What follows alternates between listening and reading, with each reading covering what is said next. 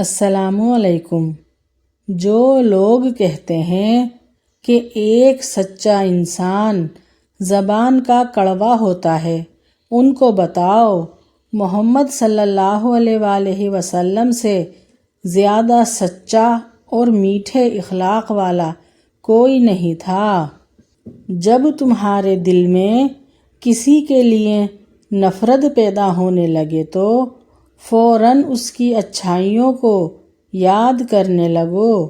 حضرت علی رضی اللہ تعالیٰ عنہ۔ اللہ تعالیٰ کو ہر وقت اپنے ساتھ سمجھنا افضل ترین ایمان ہے۔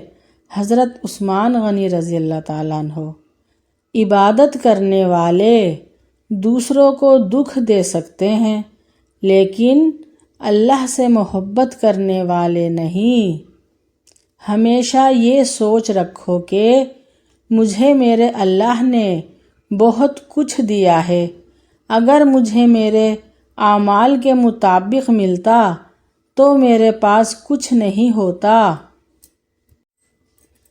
حضرت ابو ذر رضی اللہ تعالیٰ عنہ فرماتے ہیں، نبی کریم صلی اللہ علیہ وآلہ وسلم نے مجھے الٹا لیٹا پایا تو اپنے پاؤں سے ہلا کر آپ صلی اللہ علیہ وآلہ وسلم نے فرمایا، سونے کا یہ انداز تو جہنمیوں کا ہے۔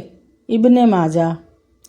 لوگوں نے اپنے گھر کو جنت بنا لیا اور جنت میں گھر بنانا بھول گئے۔ شرک کے بعد بدترین گناہ اللہ کی مخلوق کو تکلیف پہنچانا ہے۔ الحدیث۔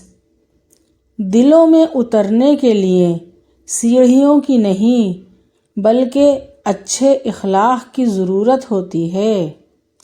سوچ سمجھ کر زندگی گزارو، کیونکہ جو آج مٹی کے اوپر کرو گے کل مٹی کے نیچے اس کا حساب بھی دینا پڑے گا۔ توبہ ایسا دروازہ ہے جو موت کی ہچکی تک کھلا رہتا ہے۔ دعا ایسا عمل ہے جو تقدیر کو بھی مات دے سکتا ہے۔ ضمیر ایسا ساتھی ہے جو ہمیشہ حق کی راہ دکھاتا ہے۔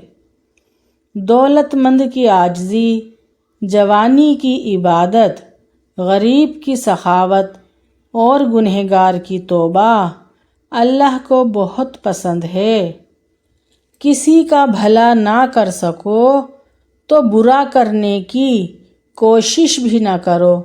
دنیا کمزور ہے لیکن دنیا بنانے والا نہیں۔ عاجزی، انکساری، درگزر، توبہ اللہ رب العزت کی قربت کے بہترین راستے ہیں۔ تمہاری سب سے بڑی جیت پتہ ہے کیا ہے؟ تم بدلہ نہ لو، معاف کر دو اسے جس نے تمہیں سب سے زیادہ تکلیف دی ہے۔ یہ زندگی آزمائشوں کا سمندر ہے، کسی سے لے کر آزمایا جاتا ہے تو کسی کو بے تحاشا دے کر آزمایا ہی تو جا رہا ہے۔ بس کہیں صبر تو کہیں شکر کی آزمائش ہے۔ کچھ خواہشات بارش کی بوندوں کی طرح ہوتی ہیں جنہیں پانے کے لیے ہتھیلیاں تو بھیگ جاتی ہیں لیکن ہاتھ ہمیشہ خالی رہتے ہیں۔ صدقہ روز محشر کا ٹھنڈا سایہ۔ رسول اللہ صلی اللہ علیہ وآلہ وسلم نے فرمایا، قیامت کے دن لوگوں کے درمیان فیصلہ ہونے تک ہر شخص اپنے صدقے کے سائے میں ہوگا۔ مسند احمد۔ رسول اللہ صلی اللہ علیہ وآلہ وسلم نے ارشاد فرمایا، میری امت گناہ سمیت قبر میں داخل ہوگی اور جب نکلے گی تو بے گناہ ہوگی، کیونکہ وہ مومنین کی دعاؤں سے بخش دی جاتی ہے۔ سبحان اللہ۔ اللہ تعالیٰ رزق کھول دیں تو دسترخوان لمبا کرو، دیواریں نہیں۔ بیٹی کو مسکراتا دیکھ کر باپ کی عمر بڑھ جاتی ہے۔ اللہ تعالیٰ ہر بیٹی کو ہمیشہ مسکراتا ہوا رکھے۔ مزہ تو جب ہو کہ نامہ اعمال کھلے تو ہر صفحے پہ درود پاک درج ہو۔ گرتے ہوئے آنسو اور ٹوٹے ہوئے دل کی قدر تو بس اللہ ہی جانتا ہے۔ اپنی سوچ کو بدلو، آپ کی دنیا بدل جائے گی۔ نیت صاف ہو جائے تو نصیب بھی بدلنے لگتا ہے۔ اللہ تعالیٰ کی دی گئی ڈھیل کو اپنی چالاکیاں مت سمجھو۔ وہ جب رسی کھینچتا ہے تو انسان منہ کے بل گرتا ہے۔ عزت جب عزتوں کے مالک نے دی ہو تو کسی کے برا چاہنے سے کیا فرق پڑتا ہے۔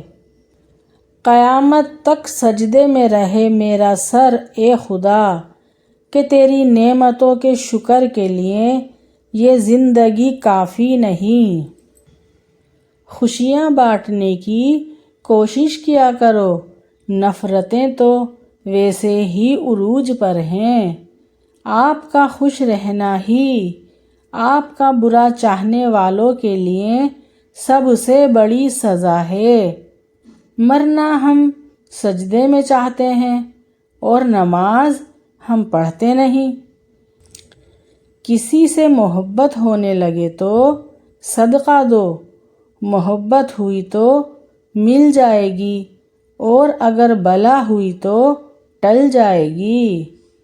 کتنی دلچسپ بات ہے نا، سمندروں کا مالک ایک آنسو پسند کرتا ہے۔